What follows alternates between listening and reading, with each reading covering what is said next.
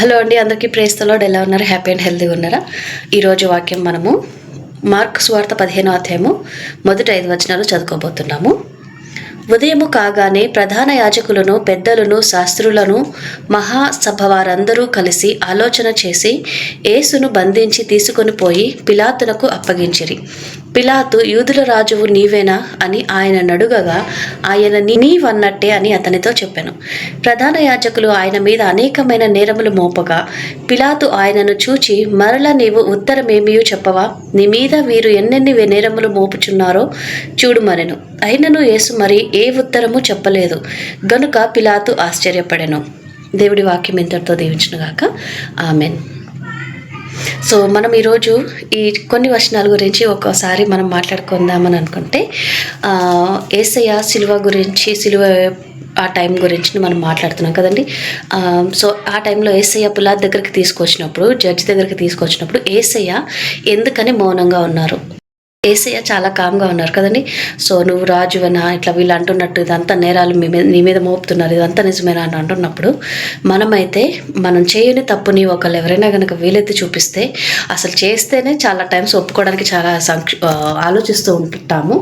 అది కాకుండా మనం చేయని తప్పు కనుక ఎవరైనా మనల్ని పాయింట్అవుట్ చేశారని, మనల్ని ట్రిగ్గర్ చేశారని అనిపిస్తే ఖచ్చితంగా ఒక మాటకు 100 మాటలు నిరూపించుకోవడానికి ఎన్నెన్నో ప్రయత్నాలు కదండి చేస్తూనే ఉంటాం.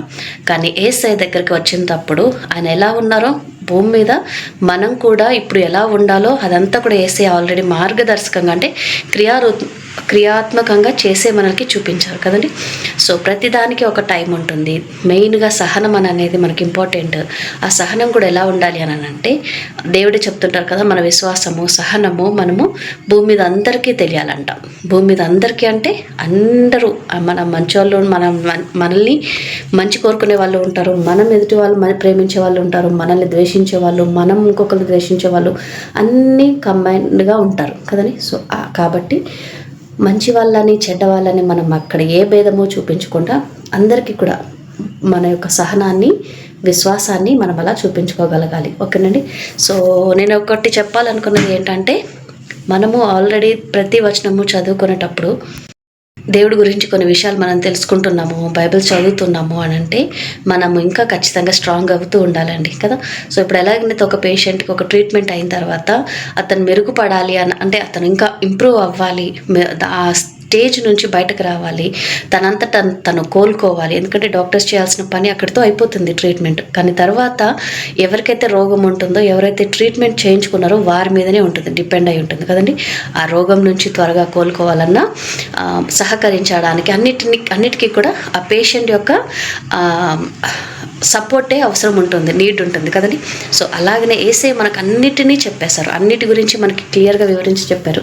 రాజ్యాల మీదకి రాజ్యాలు, సముద్రాలు పొంగుతాయి, సునామీస్ వస్తాయి, భూకంపాలు వస్తాయి, అన్ని అల్లర్లు రేగుతుంటాయి అని మనకి చెప్పినప్పుడు ఆటోమేటిక్గా మనం ఎలా ఉండాలి అని అంటే, ఇంకా ధైర్యంగా ఉండాలి. అంతేకాని ధైర్యాన్ని విడిచిపెడుతూ మనము అసహనంగా లేకపోతే అవిశ్వాసంగా మనం అక్కడ కృంగిపోతూ ఉన్నాము అని అంటే, అపవాది మనల్ని ఆయుధంగా వాడుకుంటుంది నెగిటివ్ వేలోకి మనల్ని మార్చుకోవడానికి, నెగిటివ్ వేలోకి మనల్ని రాంగ్ డైరెక్షన్ చేయడానికి. సరేనండి.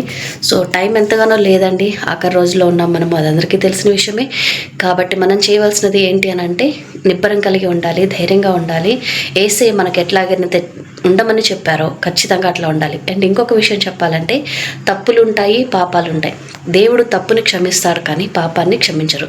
పాపానికి తగిన జీతం ఏదైనా ఉంది అని అంటే అది మరణమే. ఓకేనా. పనిష్మెంట్ అయితే దానికి వచ్చే ఆటోమేటిక్గా ఒక విత్తనం పెడితే మనకు అది ఎట్లా మొలకెత్తి ఒక చిన్న మొక్క అయ్యి వృక్షం ఎలాగవుతుందో న్యాచురల్గా, అలాగనే పాపం చేస్తే ఖచ్చితంగా న్యాచురల్గా ఆటోమేటిక్గా మరణమే సంభవిస్తుంది కదండి.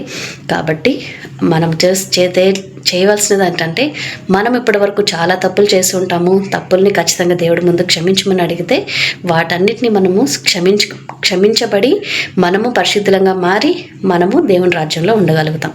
తప్పులు కాకుండా పాపాలు హై లెవెల్లోకి చేసామని అనుకోండి, దానికి తగిన జీతం ఏదైతే ఉందో ఖచ్చితంగా మనం వాటిని రిసీవ్ చేసుకోవాల్సి ఉంటుంది. ఓకేనా. ఒక ప్రేయర్ చేసుకుందాం, ఏకీభవించండి. మహాపరిశుద్ధుడైన దేవాయస్య నీకు వందనాలు స్తోత్రాలు తండ్రి. ఇంతవరకు మమ్మల్ని క్షేమంగా సురక్షితంగా నాయన ప్రభా కాచి కాపాడేందుకు నీకు వందనాలు ప్రభా. నాయన చదవబడని వాక్యని దీవించండి, ఆశీర్వదించండి, ప్రతి హృదయంలో కూడా నాటి ఫలింపచేయండి.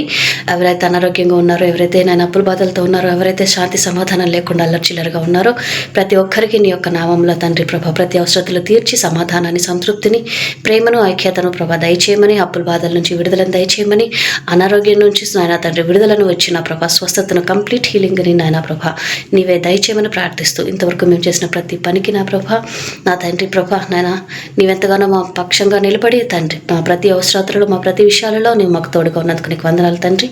అలాగనే ప్రభా నువ్వు చేసిన ప్రతి మేలుని బట్టి నీకు వందనాలు చెల్లించుకుంటూ ఈ చిన్ని ప్రార్థన యేసునామంలో ప్రార్థించి వేడుకొంచున్నాము తండ్రి. ఆమెన్.